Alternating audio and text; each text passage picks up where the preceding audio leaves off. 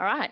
Now we will move to Rachael Brownstein. So she is a Treatment and Environment Officer at East Gippsland Water.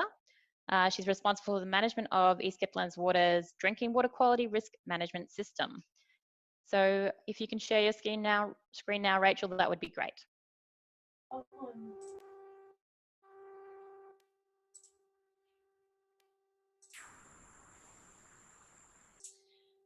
Hello everyone. So my name's Rachael Brownstein. I'm from East Gippsland Water, and I'm presenting today on what we did to supply drinking water during and after the East Gippsland bushfires. So the photo here that I've got up this first slide is from the Nicholson River, and as you can see, so we don't extract from the Nicholson River, but it just represents the extent of the damage that happened during these bushfires. And what I'll be talking about is what the challenges we faced during this time, during the bushfires as well as after the bushfires. Just a little bit about East Gippsland Water. We supply drinking water and wastewater services to East Gippsland, over 21,000 kilometre squared area. So it's quite a large area. It's from Bairnsdale as far as Malakuta and as high as Dinner Plain. And we have 25,400 customers to date within that area. Just take a picture in your head of this map, because I'm going to be talking about the extent of the bushfires, but I just wanted to point out that this area is extensive, and it's actually 3 hours from our head office in Bairnsdale to Malakuta, which is, we've got an office in Malakuta, an office in Orbost, and an office in Omeo. So we're the ones who when you turn on the tap out here, we're the ones supplying the drinking water, and we're dealing with it when you're flushing the toilet as well. So, East Gippsland bushfires, pre-COVID-19. There was the East Gippsland bushfires. These actually started in November 2019 and progressively got worse over the period of time of December and January. Actually, on the 21st of December, before Christmas, Omeo and Swiss Creek were actually inaccessible because of the threat of fire. And then on the Sunday, the 29th of December, the entire East Gippsland was sent this message to say, get out. The worst case scenario could happen on Monday, the 30th of December. Come Monday, the 30th of December, as you can see, the majority of East Gippsland was under a red warning sign. The fires, the worst case scenario did happen. And then, as you can see in the bottom right-hand side, the extent of the fires was unprecedented. It was extensive. Over 1 million hectares of land was impacted by these fires. And if you recall that map I showed you before, it very much overlapped with our serviced area. I also wanted to emphasise the intensity of these bushfires. This is the picture from Bairnsdale, the township of Bairnsdale, on the evening of the 30th of December 2019. And as you can see, only an intense fire is going to cause a vision like this. It was like Armageddon with the black clouds and the red hues threatening the township of Bairnsdale. And as you can see on the right, the burn severity overall, which was mapped at the end of January, outlines just how severe this fire was. Quite a lot of that is in the most severe area. I wanted to talk to you a bit about what we had to do in a couple of our sites, in particular Malakuta, and then I'll go on to talk about the change in water quality that we saw in our rivers. So just to note, we extract water from rivers and a couple of areas we rely on bore water. We don't have any big storage reservoirs. And I guess I also wanted to point out that we do have preparedness for this type of thing. So we have to be ready for fire. So we do have sprinkler systems on our water treatment plants, and we do have bushfire preparedness that we practice and make sure is up and running before summer period hits. I'd also like to point out that to manage this incident, we actually set up an emergency management team. So we have an emergency management response system at East Gippsland Water, and we actually initiated this emergency response team and emergency incident control centre to make sure that the way that we managed the East Gippsland bushfires was coordinated, and to make sure that we were liaising very closely with DELP and the emergency services at the time. We actually had 31 people involved over 36 days in this incident control centre, which is quite a significant proportion of our staff. We've actually got only about over 100 staff, and so a lot of staff time and dedication was put into managing this incident. So, first up was Malakuta. If you can recall, Malakuta was under Ember attack on the 31st of December and actually saw quite a few houses burned down. And one of the biggest challenges we had to face at the time was managing the demand that we were facing for our water. So as you can imagine, we had many of our customers trying to save their properties, trying to put out the fires, and obviously relying on water to do that. And we had to make a decision of what service was it that we were to provide for our customers.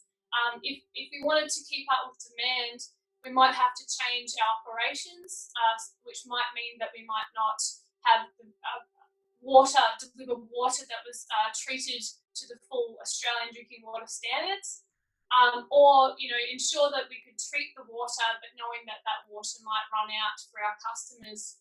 And as a result, we made the decision that we would go towards making sure that we could ensure the supply of water for the Malakuta customers, and we were very set in that decision. So what we had to do at Malakuta was actually bypass the secondary disinfection at our water treatment plant, which led to us issuing a boil water alert for the township, asking everyone to boil water before they actually drank or consumed the water. What happened there was that, as you can imagine, with a town under threat of fire, one of the biggest challenges for the boil water alert was the communication. So you can't do a door knock and you can't drop letters in. How could we do that? Well, the way that we came around that was through communicating through the big emergency app, SMS, the radio, all these other forms of communication to get that boil water alert out. One of the other challenges that we faced was Malakuta was cut off for quite some time, and we had only three people at Malakuta, working away to not only deliver the services to our customers, but also to protect their own properties and also to help their friends and family and be there as well. So we acknowledged that there was quite a lot of fatigue and stress on these people. And so we had to actually helicopter resources into Malakuta to help them out. And that also had to be done to ensure that we were sampling our systems as well. So we have to follow a drinking water sampling program, and we had to make sure that was happening. So we actually helicoptered in people to go and sample the system as well. The bottom left picture here on this slide, whilst we were very lucky in that the sprinkler system worked effectively to protect our water treatment plant and ensure that we could provide services. This is the damage that did occur at Malakuta, and this is a raw water cover. So we cover this raw water storage to prevent algal growth and to kind of manage some of the water quality risks. But as you can see, that was impacted by Ember attack, and we're still working through fixing that at the moment, actually. So this type of thing that happened at Malakuta wasn't unique to Malakuta itself. A similar thing happened at Buchan. We had to issue a do not drink notice for Buchan because we had run low of tanks and thought we might have to supply raw water straight to town just to make demand. And Omeo, that did happen as well. So we actually had to bypass the whole water treatment plant at Omeo and deliver raw water to town just to ensure that they had enough water to be able to put out those fires. So this is all during the event, but I guess as Petter and Philip has mentioned, then came the rain, and I guess I'm about to tell you what happened on ground in East Gippsland after the rain came through these fires. So this is the Brodribb River on the top left. It became very brown, as did the Buchan River. That's quite ashy water there. The turbidity increased significantly. And we were aware of this during the time of the incident, so we were prepared to know that this would happen. So I guess I just wanted to point out, yep, it did happen. And we had a few management techniques in place to manage the increased turbidity, and to make sure that we could treat the water to safe drinking water quality standards. So these are just some of the things that we had to do. At dinner plane in Malakuta, we extract from bore water anyway, but Malakuta we have the option of extracting from bore water or river water. We relied on bore water to manage this risk, and that's proved effective there. The bore water wasn't impacted as much as a surface water would be. We've also been relying on selective harvesting and reliance on our raw water basins. So when the turbidity gets too high, we stop taking water out of the river and rely on the storage of that raw water in a raw water basin. So that was one other strategy that we used to change water quality. In Orbost, it was acknowledged that the turbidity was so high that such an approach wouldn't be able to work for us. So we actually had to set up additional treatment to the whole system, including, so we ended up having to put 4 silt busters in. So silt busters ultimately help in removing that sediment that was coming down the Broderick River, which is in the picture that I showed you before. This required extensive amount of staff time. We had 24-hour standby, someone on site for 24 hours at a time, and really had to manage our fatigue around that. But we've since automated that process, and that's still happening there. And again, that has proved very effective in helping our water treatment process. We're managing to supply 100% compliant, safe drinking water to Orbost, Marlow and Numaralla. That's where that one services.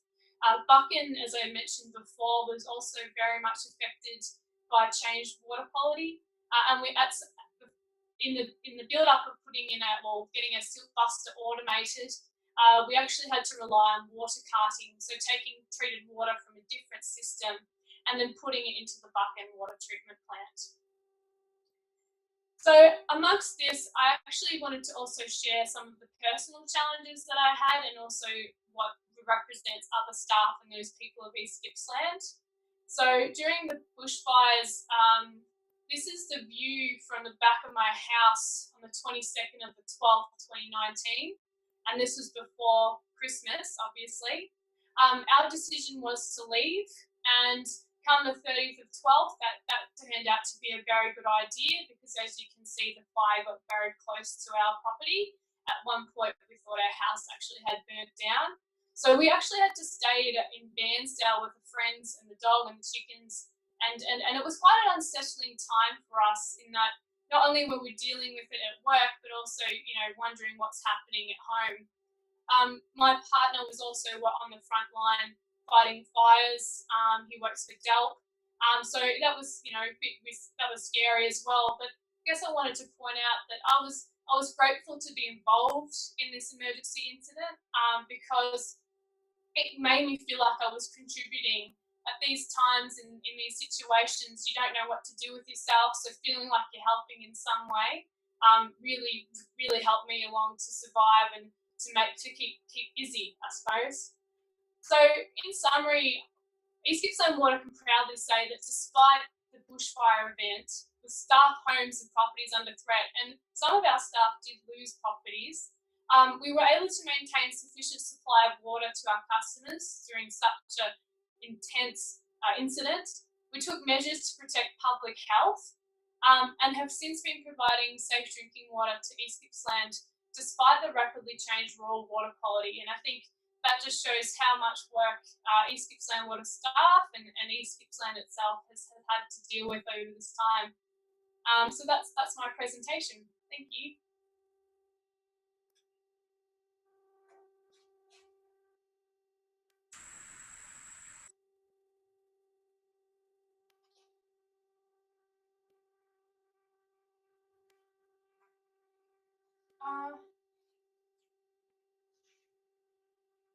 Hi, Janice. Unfortunately, it seems that your mute or your microphone isn't working. Oh, can you hear me now? Yes, we can. Thank you. Sorry, so I was just talking to myself.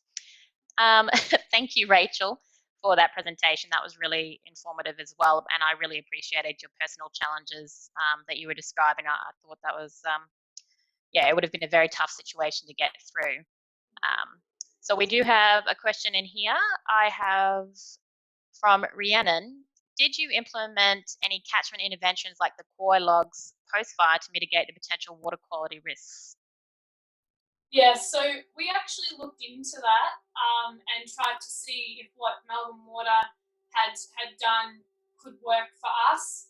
I think the issue with the East Gippsland bushfire was that it was so big and there were so many areas impacted to know where to.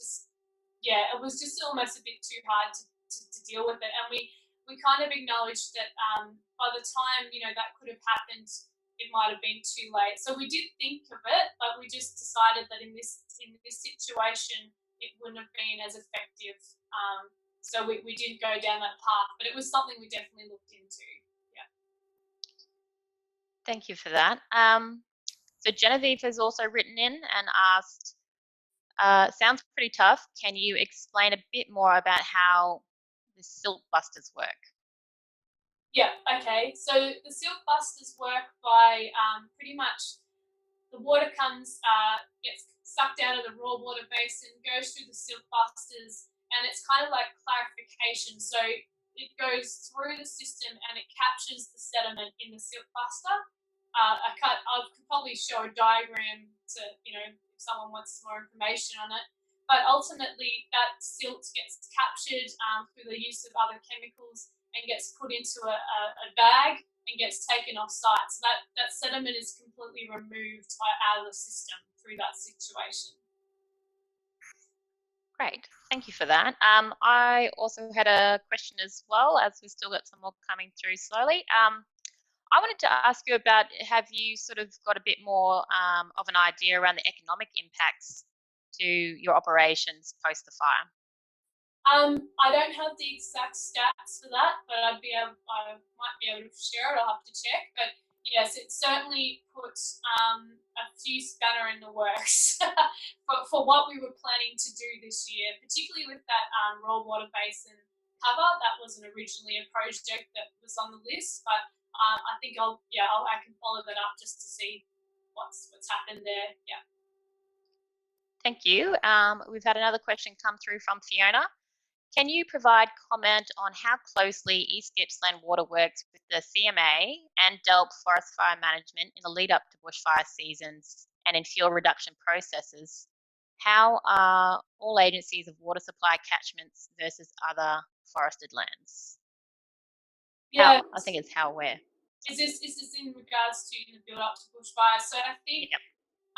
So we do have a staff member who does liaise very closely with DELP because he works in risk management.